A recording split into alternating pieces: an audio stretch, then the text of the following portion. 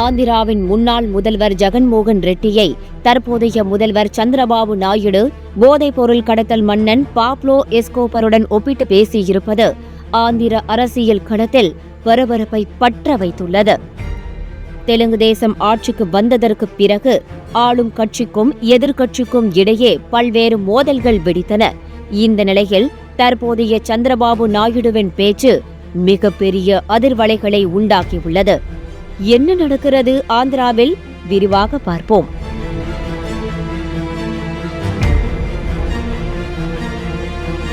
நாடாளுமன்ற தேர்தலோடு சட்டமன்ற தேர்தலும் நடந்த மாநிலங்களில் ஆந்திராவும் ஒன்று.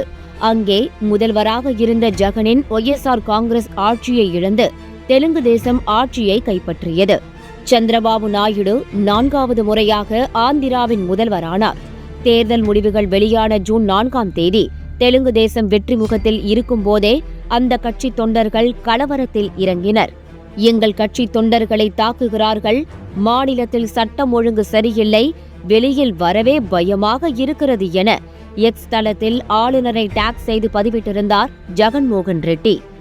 தொடர்ந்து ஜெகன்மோகன் ரெட்டியின் வீட்டுக்கு முன்னால் இருந்த ஆக்கிரமிப்பு சுவர்கள் இடித்து தரைமட்டமாக்கப்பட்டன. முன்னாள் ஒய்எஸ்ஆர் காங்கிரஸ் கட்சி எம்பி மார்கானி பரத் கட்சி அலுவலகத்தில் நிறுத்தி வைக்கப்பட்டிருந்த தேர்தல் பிரச்சார வாகனத்திற்கு தீ வைத்து கொளுத்தினர். அது மட்டுமல்ல, கடந்த ஜூன் 30ஆம் தேதி பாபட்லா மாவட்டத்தில் உள்ள பட்டிரோலு பகுதியில் முன்னாள் முதல்வர் ஒய்எஸ் ராஜசேகர ரெட்டி சிலைக்கு மர்ம நபர்கள் பெட்ரோல் ஊற்றி தீ வைத்தனர்.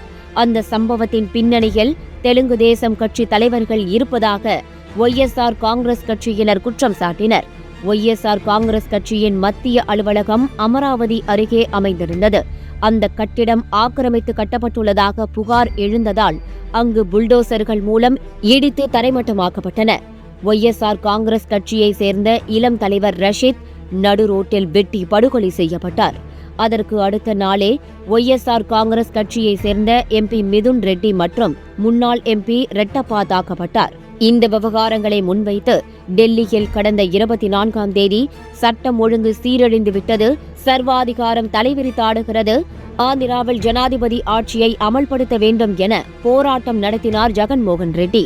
சமாஜ்வாதி கட்சி தலைவர் அகிலேஷ் யாதவ் டெல்லி ஜந்தர் மந்தருக்கு சென்று ஜெகன்மோகன் ரெட்டியின் போராட்டத்துக்கு ஆதரவு தெரிவித்தார். தமிழ்நாட்டில் அதிமுக, விசிக உள்ளிட்ட கட்சிகளும் ஜெகனுக்கு ஆதரவு தெரிவித்தனர்.